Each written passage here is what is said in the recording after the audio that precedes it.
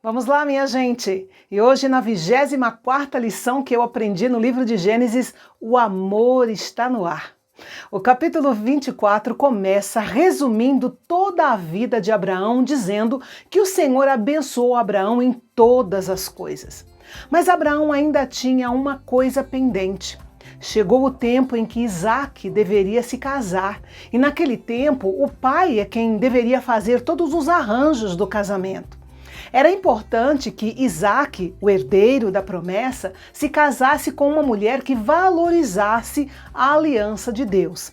Abraão queria que a futura esposa de Isaque fosse encontrada no meio dos seus parentes e não entre as mulheres cananeias ou ali da região de Canaã. Por isso ele enviou o seu servo mais antigo e fiel, que provavelmente era Eliezer, porque a Bíblia não cita o nome dele, até a sua terra natal, na Mesopotâmia. Ele tinha fé de que Deus tinha uma mulher especial lá, preparada para Isaque.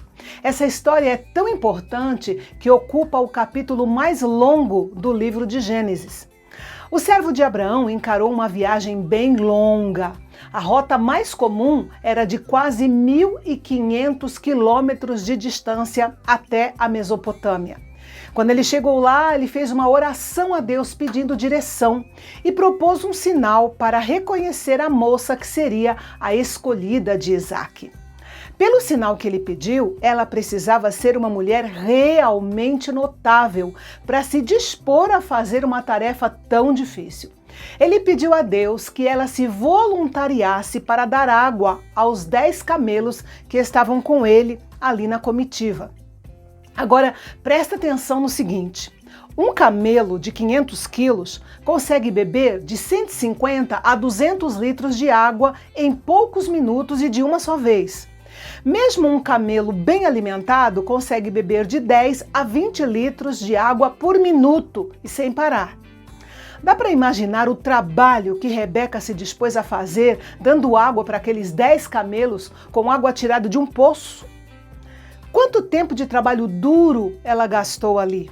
E ela fez isso sem saber que tirar a sede daqueles camelos era a garantia da posse da bênção que mudaria totalmente a sua vida.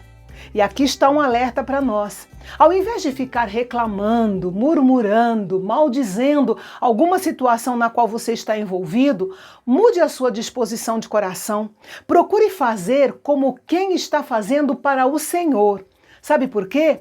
Porque esse pode ser o seu camelo, ou seja, a garantia de uma situação na qual, a partir dela, Deus vai mudar completamente a sua vida.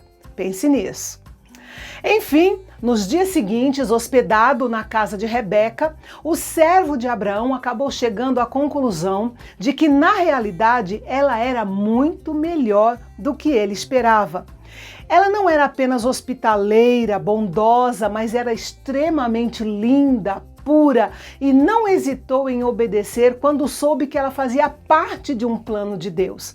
Ela creu e se ofereceu de boa vontade para ir embora para um país distante para se casar com um homem que ela nunca tinha visto.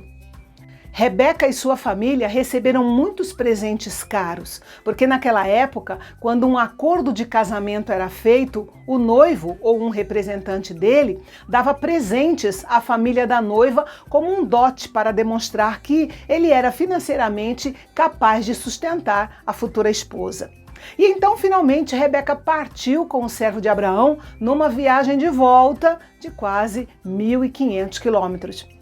Quando Rebeca chegou na sua nova terra, Isaque estava no campo meditando, talvez orando para que Deus fizesse com que a missão do servo fosse bem sucedida. E quando eles se conheceram, Isaque deu a Rebeca o lugar de honra na tenda que havia sido de Sara, sua mãe. A Bíblia diz que eles se casaram e que Isaque amou Rebeca. Veja que não se menciona mais o nome de Abraão. Quando Rebeca entra na tenda de Sara, ela toma o lugar de matriarca na família. Agora era a vez de Isaque e Rebeca verem as promessas divinas serem cumpridas em suas vidas. Essa linda história de amor é muito usada como uma analogia à obra do Espírito Santo e o seu trabalho no preparo da noiva de Cristo, a igreja. Mas, na realidade, ela é um grande exemplo de como Deus está interessado em que o seu povo tenha casamentos sólidos e duradouros, num mundo onde o amor líquido é o mais experimentado, gerando muitos casamentos desfeitos.